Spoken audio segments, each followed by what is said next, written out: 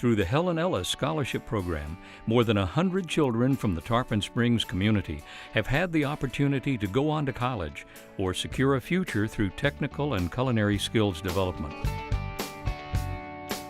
These children have pursued careers, raised their own families, and found a way to give back to their community because of the inspired generosity of Carol Martin. For the students who are receiving Helen Ellis Scholarship, they meet personally with Mrs. Martin. And I know that there's some nervousness about that, but they all come out very happy. She has a way of putting them at ease, but they all look forward to that personal time with her.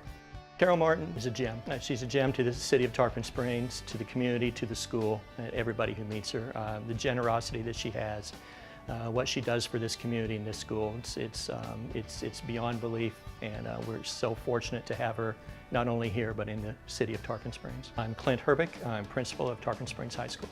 Mrs. Martin grew up here in Tarpon Springs. Her parents, Al and Helen, were pillars of the community. My relationship with my dad was, I was his little girl. That's probably the best way to put it.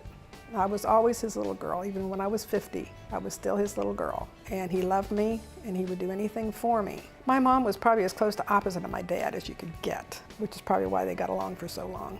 They got married and got me, and about 9-10 years later. And I say got me, I was adopted, so I was gotten, not had. I was adopted through the Children's Home Society, and at that time they were in Jacksonville. And when they got word that I was available, they had to drive from Winter Haven to Jacksonville. And at that time, it was during World War II, so, because it was 44. And you didn't have that much gas available to you to drive that far. So they had to go around to all their friends and beg gas rations to be able to go that far. And I thought that was kind of cool that, you know, their friends were willing to give up going somewhere so they could go get me. I've known Carol since about 2005. I'm Dave Olson. I'm the program director for the Combat Wounded Veteran Challenge program. I'm a co-founder with Carol of this organization, an organization that's dedicated to improving the quality of life for our combat wounded veterans who may be amputees, who may have traumatic brain injuries, or post-traumatic stress disorder. Not only does she support the program, but she actually goes out with us and participates in the program. And I think that's the big difference. She gets actively excited and participates in each one of our expeditions that we do, and she can see the growth of all the youth over the years, and she calls them her own kids. We've been able to improve upon prosthetic evaluations and redesign by conducting challenges in a variety of different settings. For instance, we just completed a Kilimanjaro climb in Tanzania for the benefit of research on residual limbs for those combat wounded veterans that need some improvements in their prosthetics so they can enjoy a quality of life that they hadn't hoped for when they were first injured. One example of Carol's generous contribution to the program was involving an individual who has for a long time attempted to get an improved prosthesis on one of his legs. His name is Danny. Danny lost his leg in Afghanistan in 2003. Danny was very frustrated in the system because his leg was obsolete. It was not helping him, and he had a lot of difficulty in getting some attention to improve upon his leg. We brought Danny into the program, and within a year to 2 years, we had Danny out on challenge events where we were making improvements to his prosthesis.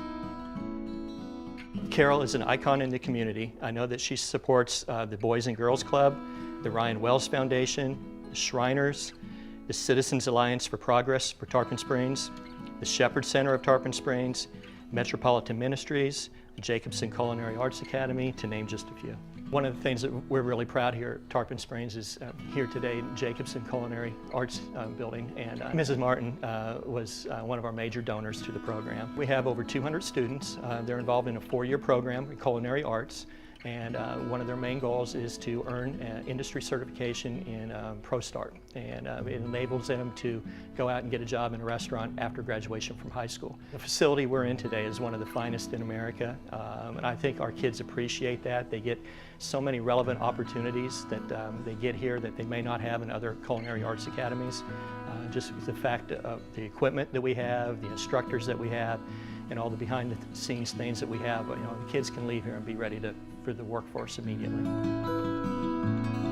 You have had such a dramatic impact on not only myself and my family, but you've had a direct impact upon hundreds and thousands of people who may not even know that you or they are the beneficiary of the kindness and generosity that you've shown. And they just may not know, but we want you to know how important it has been. I know that from knowing Mrs. Martin, she doesn't seek out the limelight. She may even be slightly uncomfortable tonight, but we are so happy that she's getting the recognition that she deserves tonight. And we're very fortunate to have her not only part of Tarpon Springs High School, part of Tarpon Springs, but part of Pinellas County Schools. She's given back so much to this community and always has, and I know she's a sponger at heart and always will be.